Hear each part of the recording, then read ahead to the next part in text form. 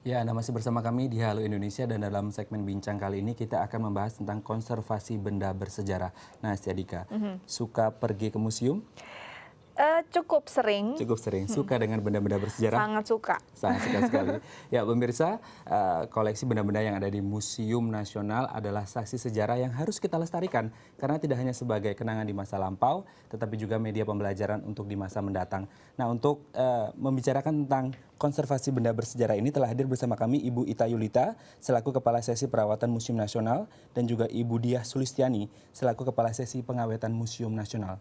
Namun sebelum kita berbincang dengan narasumber kita hari ini, kita saksikan dulu tayangan berikut. Koleksi benda-benda prasejarah. Inilah yang paling ketara saat kita memasuki Museum Nasional. Museum yang terletak di Jalan Medan Merdeka Barat ini menyimpan dan memamerkan berbagai macam koleksi benda-benda bernilai historis. Mulai dari patung gajah pemberian Raja Thailand di tahun 1871, arca sejarah, benda-benda arkeolog, keramik, dan tekstil zaman dahulu. Museum yang berdiri di tahun 1778 ini dibuka untuk umum sejak 147 tahun yang lalu. Koleksi benda-benda historis yang berada di dalam museum ini mendapat perawatan khusus agar benda-benda tersebut bisa dijadikan sebagai saksi sejarah. Adalah tim konservasi Museum Nasional yang bertugas untuk menjaga dan melestarikan aset benda berhistoris ini. Sebanyak 20 tim konservasi terbagi dalam tim observasi, tim perawatan, dan tim pengawetan. Setahun sekali, koleksi benda yang berada di ruang pamer dan ruang simpan diteliti dan ditinjau apakah memerlukan perawatan dan pengawetan, baik koleksi benda organik seperti tekstil dan kertas, maupun koleksi benda anorganik seperti batu dan logam. Secara umum, tim konservasi melakukan pembersihan kering terhadap benda-benda koleksi anorganik. Debu-debu yang ada dibersihkan menggunakan kuas, setelah itu dilakukan pembersihan karat akibat jamur yang menempel pada koleksi benda anorganik tersebut.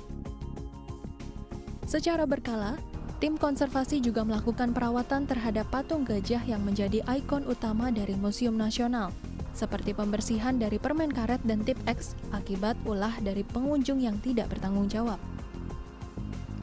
Dengan tetap tidak menghilangkan nilai historis yang terkandung dalam setiap benda bersejarah, tim konservasi Museum Nasional berusaha untuk tetap melindungi aset-aset berharga di setiap sudut Museum Nasional. Baik, kita langsung ke Ibu Ita dan Ibu Diah. Selamat datang, Bu Diah dan juga Ibu Ita. Selamat datang di Halo Indonesia. Semangat ya. Semangat. Walaupun ngomongin sejarah, tapi tetap harus semangat. Iya, betul. Ibu Diah dan Ibu Ita. Ini kalau kita lihat kan Museum Nasional didirikan sejak tahun 1778.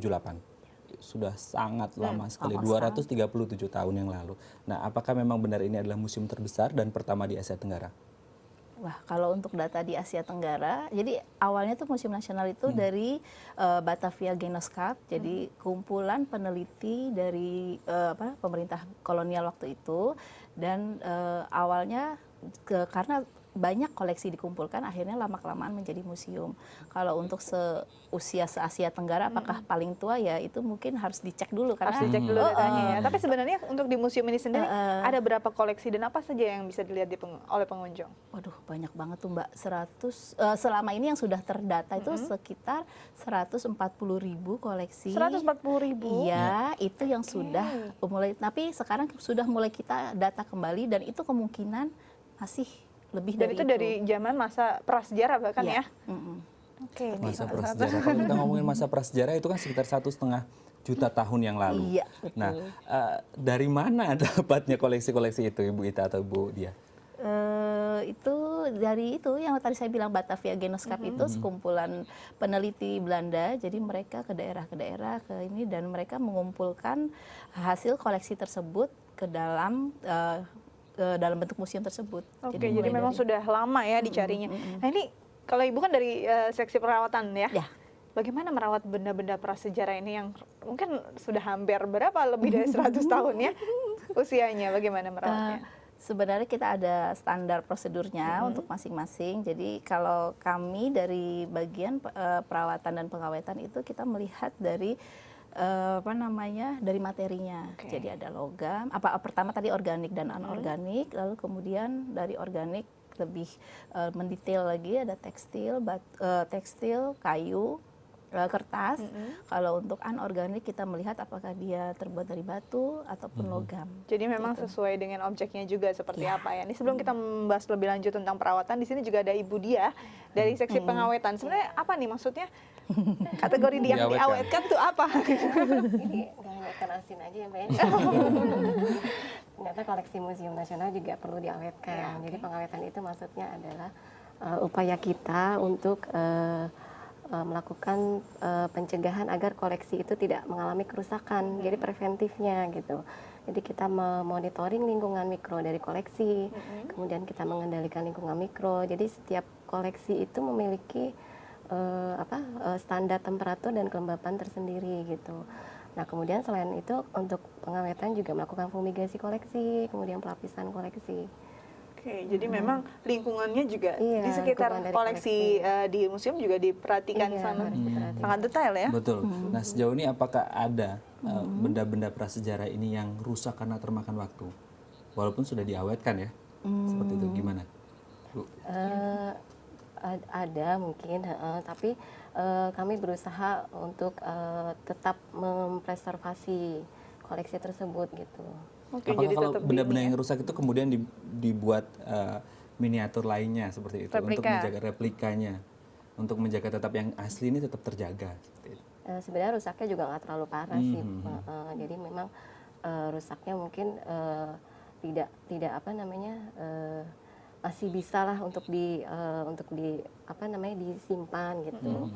Mungkin untuk yang ini hanya disimpan tidak dipajang. Oke, Gitu. jadi itu sebenarnya apa sih yang menyebabkan kerusakan? Mungkin dari tim perawatan nih, kira-kira kebanyakan apa yang menyebabkan kerusakan? Apakah memang karena usianya, atau tadi memang karena ada mikroba atau apa, atau justru pengunjung? Ya, jadi agen kerusakan, penyebab kerusakan itu banyak Mbak, ada 10 gitu Oh, ada ya. 10. Mulai dari gaya fisik itu kayak apa namanya? Kayak kita menjatuhkan barang, itu yang kecil, tapi yang besar itu seperti gempa, itu juga masuk itu. Terus juga cahaya, apa namanya? Kelembaban ini temperatur, kelembaban relatif dan temperatur yang tidak sesuai dengan jenis koleksi. Artinya ada beberapa koleksi itu memiliki standar segini, tapi ternyata kita terlalu tinggi. Dan juga kalau untuk di Indonesia itu adalah debu. Debu itu yang paling musuh karena gimana ya, setiap hari itu debu pasti ada Iya. gitu. Jadi memang debu itu adalah musuh. Lama kelamaan mungkin kalau sehari 2 hari tidak kelihatan, tapi kalau terlalu lama bertahun-tahun disimpan tanpa kita rawat atau kita awetkan, dia akan akan kerusakan itu secara pelan-pelan, gradasi, tidak langsung rusak, kecuali kalau gempa, nah Iya. itu langsung gitu, seperti itu. Jadi memang akhirnya menimbun lama-lama ya. Itu tadi 3 faktor dari 10. Nanti kita akan bahas setelah jeda berikut ya. Masih banyak lagi pasti yang membuat koleksi bersejarah ini bisa rusak. Namun setelah jeda berikut tetap bersama kami di Halo Indonesia.